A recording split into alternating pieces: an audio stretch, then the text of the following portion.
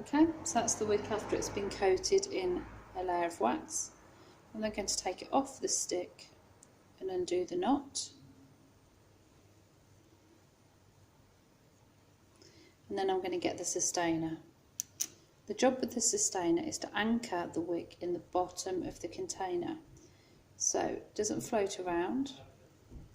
If you burn your candle right to the end, then sometimes the wax goes all liquid, and this just helps the wick stay in the bottom. So the sustainer's got a neck, which is that bit sticking up.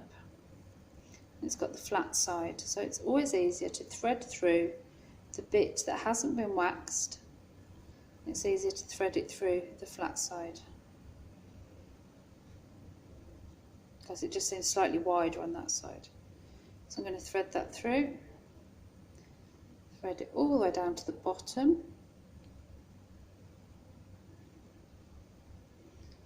Okay, so it looks like that. And I'm going to get the pliers.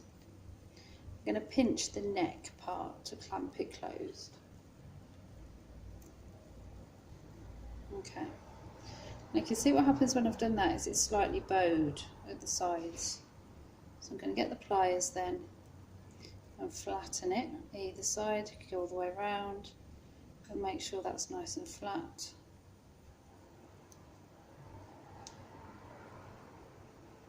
Okay, so that's ready to go in, and then we're going to place that into the jar in the centre.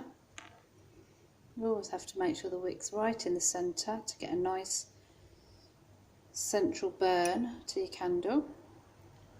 Okay, now this bit, people get stuck on this bit, so please take note. You're going to get the stick now, place it on the jar.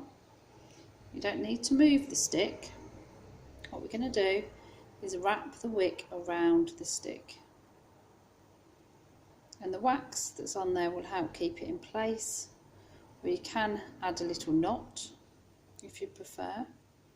We can make sure that's nice and straight, placed in the middle. You don't want the tail hanging into the candle, so you just want to place that out. And there it is, perfect, ready for pouring your candle if you're doing a plain colour, or you can add marble blocks to it now. It's ready to go.